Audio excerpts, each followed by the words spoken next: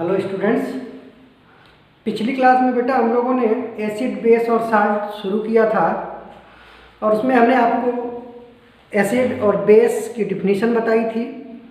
फिर इंडिकेटर क्या होते हैं ये बताया था, कितने तरह के होते हैं वो बताया था, और किस इंडिकेटर का किस तरह के सॉल्यूशन में क्या कलर होता है ये बताया था। फिर उसके बाद हम लोगों ने बात किया था क्लासिफिकेशन ऑफ एसिड की, और उसमें कुछ एक हमने क्लासिफिकेशन आपको बताया था। पहला बताया था on the basis of origin, दूसरा बताया था on the basis of element present, और तीसरा बताया था on the basis of basicity.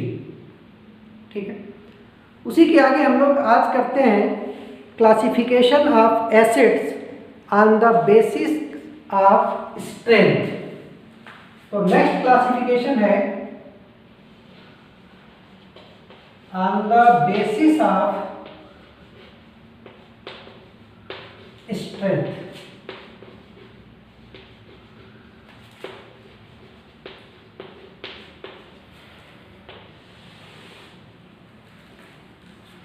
Strength के बेसिस पे जो एसिड का क्लासिफिकेशन किया जाता है बेटा वो दो तरीके से किया जाता है।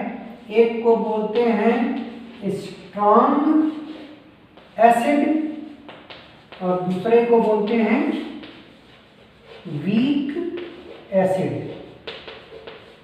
ठीक है, बट इसमें और हम डिटेल से बात करें कि स्ट्रॉन्ग एसिड क्या होता है, वीक एसिड क्या होता है, कैसे पहचानेंगे कौन कौन से एसिड स्ट्रॉन्ग एसिड हैं, कौन कौन से एसिड वीक एसिड हैं।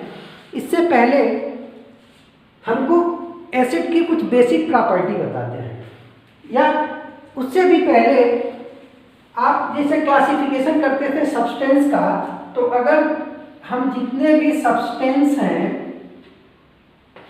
इनको क्लासिफाई करें on the basis of dissociation, तो दुनिया में पूरे वर्ल्ड में केमिस्ट्री में जितने भी सब्सटेंस हैं उनको दो पार्ट में आप डिवाइड कर सकते हो। एक को बोलते हैं इलेक्ट्रोलाइट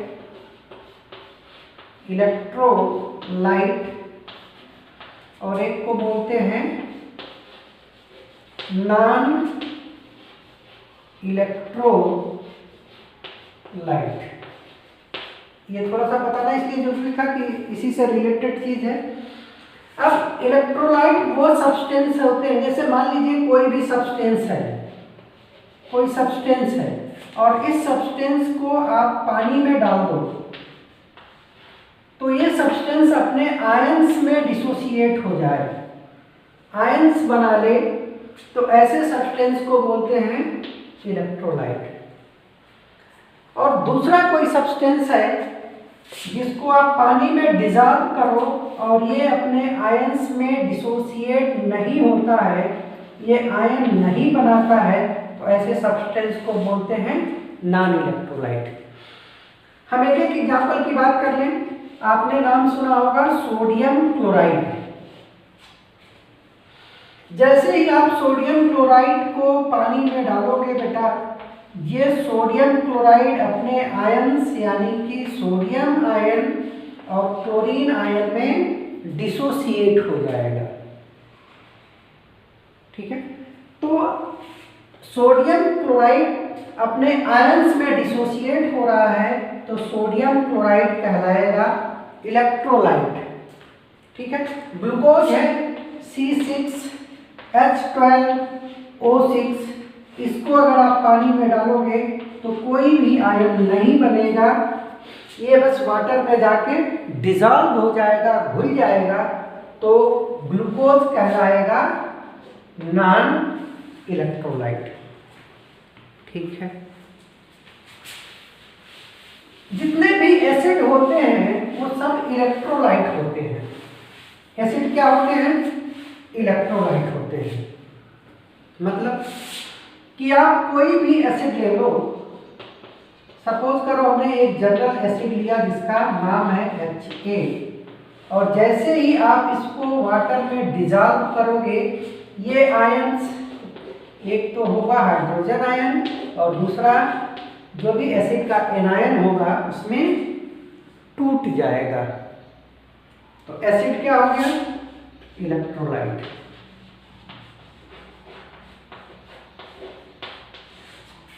ठीक है।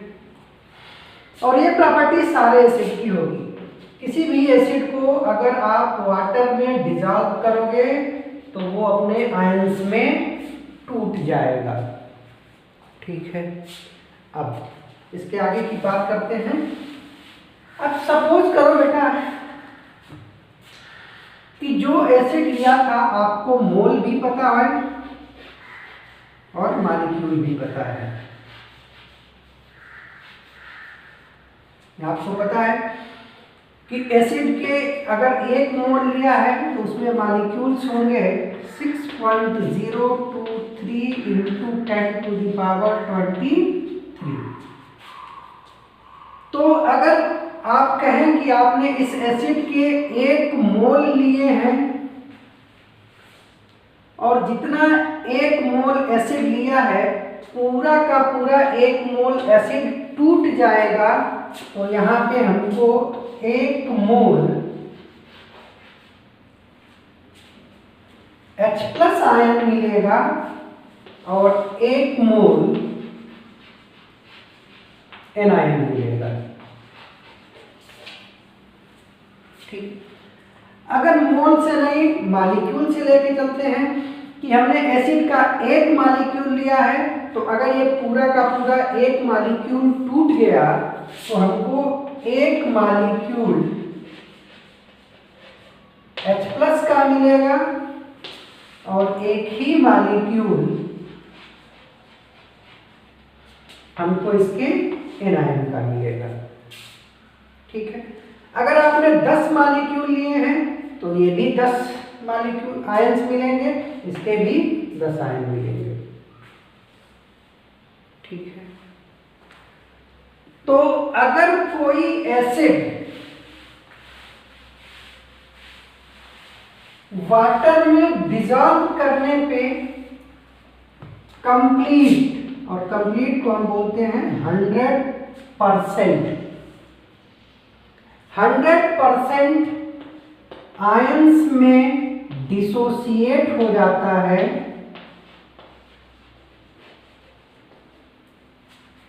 तो ऐसे एसिड को हम बोलते हैं स्ट्रॉन्ग एसिड।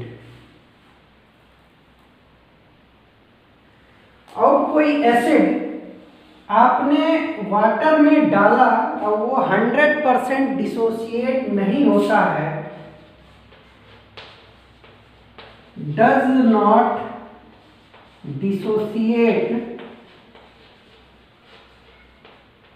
100%, तो ऐसे एसिड को बोलते हैं वीक एसिड। सिंपल सी बात है बेटा कि अगर किसी एसिड को वाटर में आप डाल रहे हो और वो एसिड 100% अपने आयंस में डिसोसिएट हो जाएगा तो वो एसिड कहलाएगा स्ट्रॉन्ग एसिड।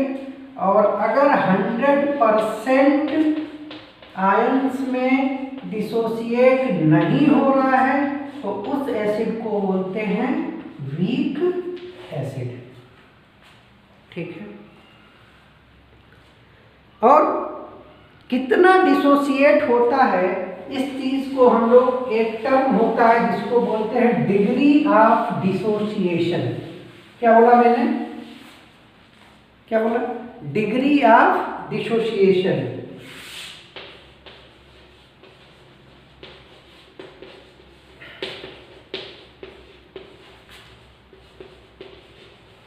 और इसको हम लोग रिप्रेजेंट करते हैं अल्फा से।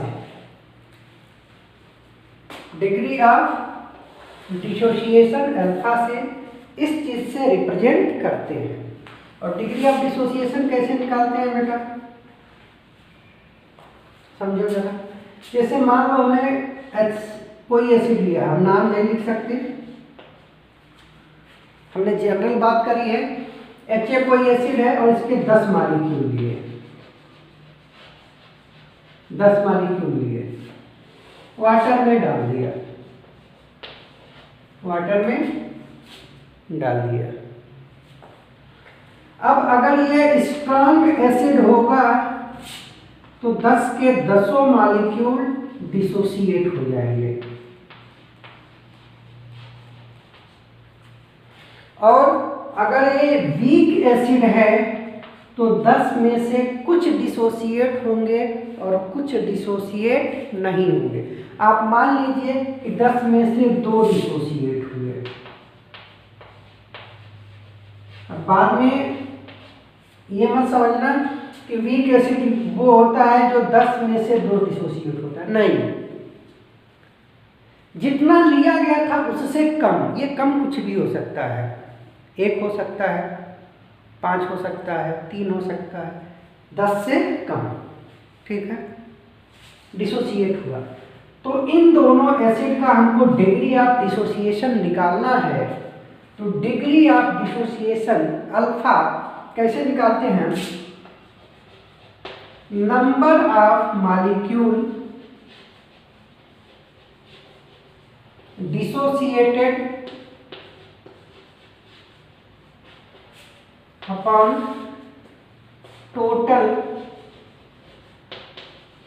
नंबर ऑफ मॉलिक्यूल्स टेकन, कि एसिड में से कितना डिसोसिएट हो गया, उस नंबर में हम लोगों ने जो टोटल लिया था उससे डिवाइड कर देंगे। जैसे मान लीजिए स्ट्रॉन्ग एसिड के केस में हमने 10 लिया था और 10 में से 10 डिसोसिएट हो गए, तो डिग्री ऑफ डिसोसिएशन कितना आ जाएगा? 1, ठीक है। वीक वाले के लिए अगर हम अल्फा निकालें तो हमने लिया था 10, डिसोसिएट कितने हुए? 2, तो डिग्री ऑफ डिसोसिएशन 0.2, ठीक है। तो इस तरह से हम लोग निकालते हैं डिग्री ऑफ डिसोसिएशन। कैसे? डिग्री ऑफ डिसोसिएशन निकालने के लिए आपको सिंपली क्या करना है कि कितने मॉलिक्यूल डिसोसिएट हुए उसमें कितना टोटल लिया गया था उससे डिवाइड कर देंगे, तो ये आ जाएगा डिग्री ऑफ डिसोसिएशन। तो अब डिग्री ऑफ डिसोसिएशन के बेसिस पे हम एसिड को क्लासिफाई करें तो फिर हमारे पास आ जाएगा यही कि स्ट्रेंथ, एक को बोला स्ट्रॉन्ग एसिड और एक को बोलेंगे वीक एसिड। स्ट्रॉन्ग एसिड किसको बोलेंगे बेटा? ऐसा acid which dissociate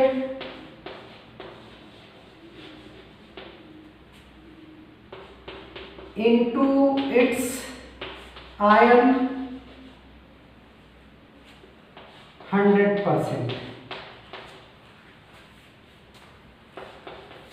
in water। वो एसिड जो वाटर के अंदर 100% अपने आयंस में डिसोसिएट हो जाएगा, उसको हम लोग बोलेंगे स्ट्रॉन्ग एसिड। और weak acid, acid which does not dissociate completely or 100%। ठीक है। दूसरी बात कि अगर 100% डिसोसिएट हो जा रहा है तो इसका डिग्री ऑफ डिसोसिएशन हमेशा 1 होगा। डिग्री ऑफ डिसोसिएशन हमेशा 1 होगा।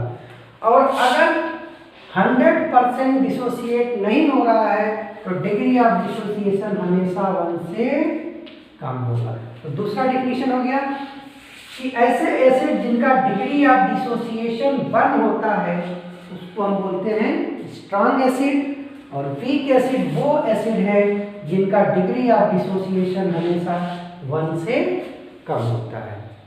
ठीक है, बोलो ठीक है ना, आसान सी चीज है। स्ट्रॉन्ग कौन, जो 100% डिसोसिएट हो गया, डिग्री ऑफ डिसोसिएशन 1। वीक कौन, जो 100% डिसोसिएट नहीं हुआ, डिग्री ऑफ डिसोसिएशन 1 से कम। ठीक है, चलो अब मेन काम है कि हमें पहचानना कि कौन सा एसिड स्ट्रॉन्ग एसिड है और कौन सा एसिड वीक एसिड है। तो पूरी केमिस्ट्री में बेटा 7 एसिड हैं, 7 भी नहीं, आप इसको और अच्छे से बोलो तो आप कह सकते हैं कि 6 एसिड हैं जो स्ट्रॉन्ग एसिड हैं। ठीक है, और इन 6 एसिड या 6 एसिड के बाद बाकी जितने एसिड हैं सब के सब वीक एसिड हैं। तो 6 एसिड जो स्ट्रॉन्ग एसिड हैं कौन कौन से हैं, इसमें पहला है सल्फ्यूरिक एसिड H2SO4। कभी भी आप H2SO4 को लोगे एक्वस सॉल्यूशन पानी के अंदर तो ये 100% अपने आयंस में डिसोसिएट होगा। 2H है तो 2H plus SO4 minus minus. ठीक है, और ये 100% डिसोसिएट हो जाएगा। सल्फ्यूरिक एसिड के लिए अल्फा की वैल्यू हमेशा 1 होती है। ठीक है, दूसरा एसिड कौन है बेटा स्ट्रॉन्ग एसिड में, दूसरा एसिड है HNO3 nitric acid.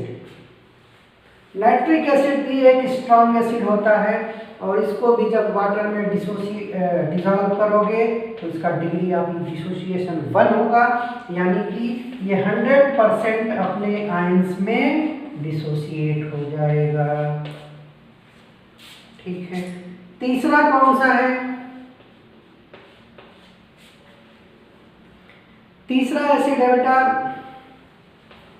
HClO4 हाइड्रोक्लोराइक acid. एक तो HCl होता है, हाइड्रोक्लोरिक एसिड होता है, ये क्लोरेट होता है हाइड्रोक्लोरेट, और इसको अगर आप वाटर में डालोगे तो ये भी 100% अपने आयंस में डिसोसिएट हो जाएगा। ठीक है, तो 3 तो ये हो गए,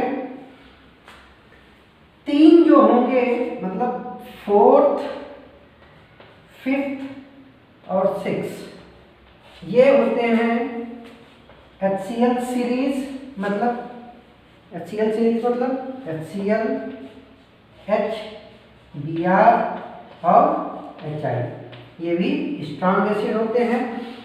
और 6 के अलावा +1 आप लिख सकते हो, और वो +1 वाला होता है phosphoric acid H3PO4। Phosphoric acid आप स्ट्रॉन्ग एसिड भी इसको बोल सकते हैं, और कहीं कहीं इसको वीक एसिड के श्रेणी में भी रखा जाता है। तो ये एसिड्स आपको ध्यान रखने हैं, ये लिस्ट है स्ट्रॉन्ग एसिड की, और इसके अलावा कोई भी एसिड आपके सामने आएगा तो उसको हम बोलेंगे वीक एसिड। जैसे HF, ये वीक एसिड होता है। H2CO3 कार्बोनिक एसिड, ये भी वीक एसिड होता है। जितने भी ऑर्गेनिक एसिड होते हैं सारे के सारे ऑर्गेनिक एसिड वीक एसिड होते हैं। Formic acid HCOOH, acetic acid CH3COOH, ये सारे आएंगे किसमें, वीक एसिड में। ठीक है, तो on the basis of strength strong acid weak acid, strong acid उस एसिड को बोलेंगे जो 100% अपने आयंस में डिसोसिएट हो जाएगा, डिग्री ऑफ डिसोसिएशन 1 होगा। 6 + 1 ये है लिस्ट। और पीक एसिड जो does not dissociate 100%, degree of dissociation 1 से कम होगा। और इनके अलावा जितने भी एसिड होते हैं, स्ट्रॉन्ग एसिड के अलावा जितने भी एसिड होते हैं, सब के सब वीक एसिड होते हैं। ठीक है, कोई दिक्कत? अब एक लास्ट क्लासिफिकेशन है,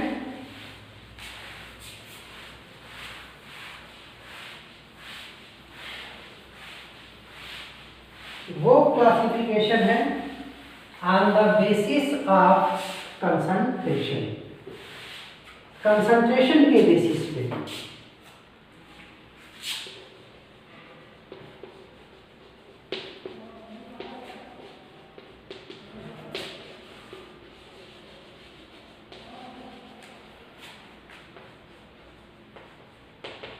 on the basis of concentration. Concentration क्या होता है बेटा? जैसे एसिड जो होते हैं ना, एसिड में हमेशा वाटर मिला होता है। सपोज करिए कि ये वाटर है, तो जो भी एसिड होगा इसमें, इसके अंदर हम लोग एसिड मिला देते हैं।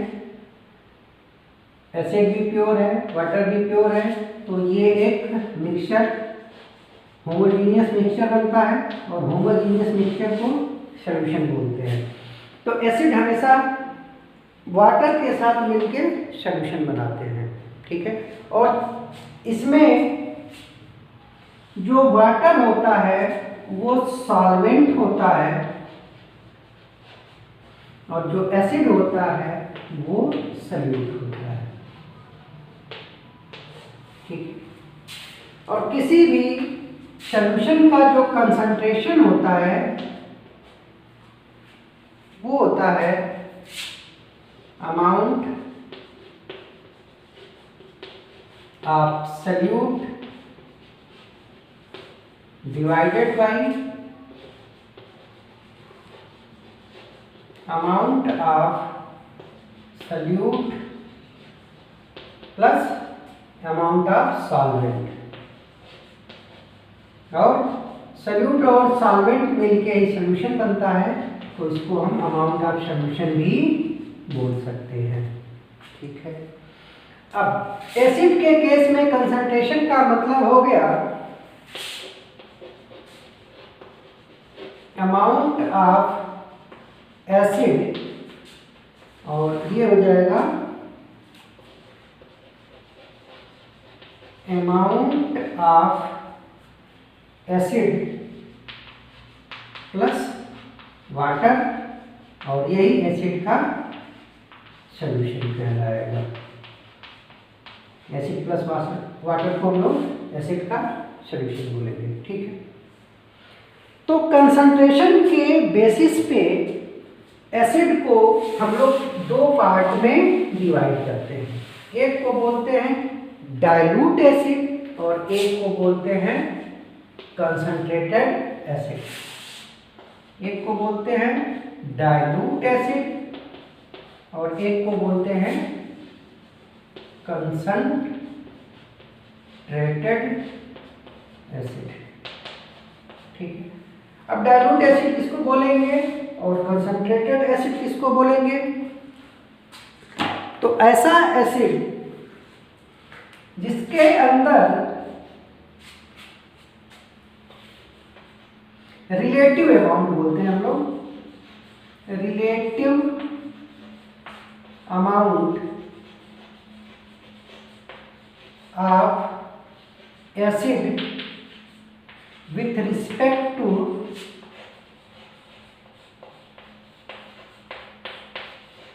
water is very less। ऐसा एसिड जिसमें एसिड का परसेंटेज या अमाउंट वाटर के रिस्पेक्ट में बहुत कम हो, तो ऐसे एसिड को बोलते हैं डाइल्यूट एसिड। कंसंट्रेटेड एसिड क्या होता है? उल्टा हो जाएगा कि एसिड इन विच रिलेटेड या relative amount of acid WRT with respect to water is very high, very high। Simple सी बात बेटा कि जो कंसंट्रेटेड एसिड होगा उसमें वाटर का अमाउंट कम होगा, एसिड का अमाउंट बहुत ज़्यादा होगा, और डाइल्यूट एसिड में एसिड का अमाउंट कम होगा और वाटर का अमाउंट बहुत ज़्यादा होगा। जैसे आप लैब जब कभी विजिट करोगे तो वहाँ पे आपको बॉटल मिलेगी और उसमें लिखा होगा कंसंट्रेटेड H2SO4, और वहीं पे आपको लिखा होगा 98% weight by wait. Concentrated H2SO4 और उसी बॉटल पे लिखा होगा 98% W/W। इसका मतलब ये हुआ कि इस बॉटल में अगर टोटल मास इस बॉटल में रखे सॉल्यूशन का 100 ग्राम है तो इस 100 ग्राम में से 98 ग्राम H2SO4 है और बचा हुआ 2 ग्राम सिर्फ किसका है? वाटर का है। तो देखो वाटर 2 ग्राम है और एसिड 98 ग्राम है, तो वाटर के रिस्पेक्ट में एसिड का अमाउंट बहुत ज़्यादा है, इसलिए इस एसिड को हम लोग बोलते हैं कंसंट्रेटेड एसिड। यही उल्टा हो जाता डाइल्यूट सॉल्यूशन ऑफ H2SO4 और ये होता 2% W/W। तो इसका मतलब ये हो जाता कि 100 ग्राम एसिड सॉल्यूशन में 2 ग्राम सिर्फ एसिड है और 98 ग्राम वाटर है। तो यहाँ पे वाटर के रिस्पेक्ट में एसिड का अमाउंट कम है, तो इसलिए ये कहलाता डाइल्यूट एसिड। ठीक है। एक और आपको लैब में ही अलग से रखा मिलेगा कंसंट्रेटेड नाइट्रिक एसिड HNO3, और इसके बॉटल पे लिखा होगा 68% वेट बाई वेट। इसका मतलब क्या हुआ कि अगर आपने 100 ग्राम इस बॉटल में से सॉल्यूशन निकाला तो इस 100 ग्राम में से 68 ग्राम नाइट्रिक एसिड होगा और बाकी के वाटर का होगा। ठीक है। तो ये हो गया on the basis of concentration. ठीक है बेटा। तो इस तरह से ये अभी थोड़ा सा फिजिकल प्रॉपर्टी एसिड की हम लोगों ने पढ़ी। क्या क्या पढ़ा? एसिड किसको बोलते हैं, फिर इसका क्लासिफिकेशन पढ़ा। क्लासिफिकेशन हमने पहला क्लासिफिकेशन पढ़ा था on the basis of origin. Origin के बेसिस पे एक था इनऑर्गेनिक एसिड और दूसरा था ऑर्गेनिक एसिड। फिर हमने पढ़ा था on the basis of elements present, तो इसमें हमने आपको एक ऑक्सी एसिड बताया था और एक हाइड्रा एसिड बताया था। ऑक्सी एसिड वो एसिड थे इसमें हाइड्रोजन था, ऑक्सीजन था और एक कोई नॉन मेटल होगा और इसेंशियली हाइड्रोजन और ऑक्सीजन के बीच में कम से कम एक बॉन्ड होगा और हाइड्रा एसिड हाइड्रोजन के साथ कोई नॉन मेटल जुड़ा होगा। एग्जाम्पल हमने आपको बता ही दिए थे। फिर हमने क्लासिफिकेशन किया था on the basis of basicity. Basicity और बेसिसिटी हमने कहा था कि आप किसी भी एसिड के, कोई भी एसिड है, HCl है, इसको वाटर में डिजॉल्व करो, ये 100% डिसोसिएट हो जाए H+Cl-, इसके एक मॉलिक्यूल से कितने हाइड्रोजन आयन मिले? एक, तो यही एक हो जाएगा इस एसिड की बेसिसिटी। ठीक है। दूसरी बात, जैसे मान लो H2SO4 लिया है, वाटर में डिजॉल्व किया, 100% डिसोसिएट हुआ, 2 हाइड्रोजन आयन एक मॉलिक्यूल से मिलेगा, तो इसकी बेसिसिटी हो जाएगी 2। तो बेसिसिटी क्या है कि किसी भी एसिड को वाटर में डालने पे एक मॉलिक्यूल के कंप्लीट डिसोसिएशन से जितने आयन हाइड्रोजन आयन के मिलते हैं वही उसकी बेसिसिटी होती है। तो बेसिसिटी के बेसिस पे हमने कहा था मोनोबेसिक जिसकी बेसिसिटी 1 थी, डाइबेसिक जिसकी बेसिसिटी 2 थी और ट्राई ना बोल के हमने आपको बोल दिया था पॉलीबेसिक एसिड जिसकी बेसिसिटी ग्रेटर देन 2 हो, 2 से ज्यादा हो। ठीक है, ये हो गया अंदर बेसिस ऑफ बेसिसिटी। अब इसके बाद आज हम लोगों ने पढ़ा है on the basis of strength. Strength के बेसिस पे हमने एसिड 2 तरह के पढ़े, एक पढ़ा स्ट्रॉन्ग एसिड और दूसरा पढ़ा वीक एसिड। स्ट्रॉन्ग एसिड उस एसिड को बोले हैं जिसको वाटर में डिजॉल्व करने पे 100% डिसोसिएट हो जाएगा और डिग्री ऑफ डिसोसिएशन हमेशा 1 रहेगा। वीक एसिड जो 100% डिसोसिएट नहीं होगा और degree of dissociation less than 1 होगा। ठीक है, तो this is all about acid physical property. अब इसके बाद हम लोग बिल्कुल इसी पैटर्न पे बेस का क्या होता है, बेस क्या होता है और उसका क्लासिफिकेशन पढ़ेंगे, लेकिन वो हम लोग आज नहीं नेक्स्ट क्लास में पढ़ेंगे। Till then take care, thank you.